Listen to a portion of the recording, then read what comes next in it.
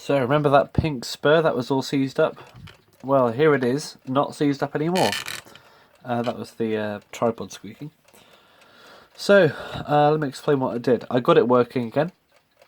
However, some parts were so dirty that I had to replace them.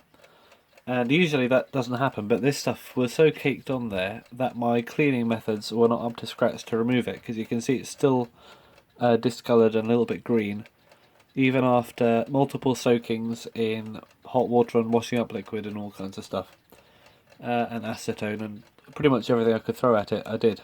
However, some parts like this and the escape wheel and the balance wheel are just not quite there yet. So I'm going to put these parts in my parts box until I can really find a really effective method of cleaning them. And I'm not taking this stuff too seriously. I'm more in it for the, showcasing side of things. But if I can find a better method that I can get my hands on here, then I will try them on these parts, and these parts will be something I can use to test my cleaning methods on. So anyway, here it is, and I'll just quickly pop it open to see that what I've done to the movement. So here is the movement now, after I've worked on it. I have kept the original plates because of the unusual date stamping, and I have kept the great wheels and the hammer and the alarm and everything, so the movement would look the same. Because they did change some parts over the years. The donor movement of this was from 1963, and by that time they changed some stuff around. But stuff like the balance wheel, escape wheel, third and fourth wheels and everything, I did swap out because these I just couldn't get clean enough. And if I've got so many donor movements around with no cases, it's pretty much a no-brainer, I think, just to go and use those parts as they're there and they're cleaned and they can't really be used, anywhere else. So, yeah, that was my decision, and as you can see, it's running very well, very well. Probably the best running 66 I've got, actually, looking at this. It is fully wound up. I'll just wound it up now.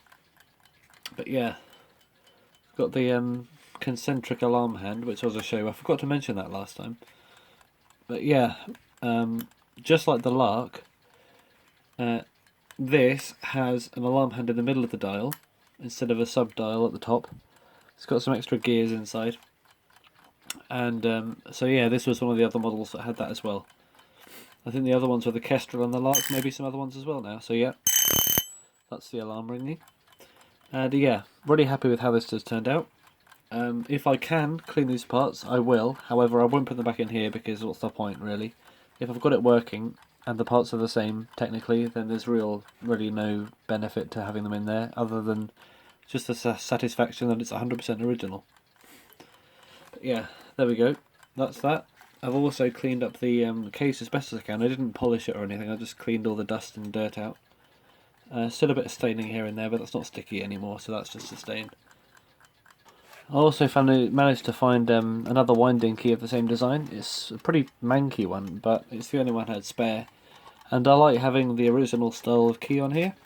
And this is pretty much the, I think probably the second style of 66 key. I think it's the first one we had here, but I think the earlier ones had folded keys like the original Big Ben's had. So there we go, that's that. I've also cleaned up the glass with the pointed corners on it. It looks pretty dirty now actually, so we'll give it another wipe down. But getting that brown stuff off the edges was a pretty hard thing to do. And I've also replaced the mainspring because this one had set in a hard coil. Probably because it was wound up whilst it was seized. But yeah, thankfully it is no longer seized up. And that hand is, yeah, that's alright.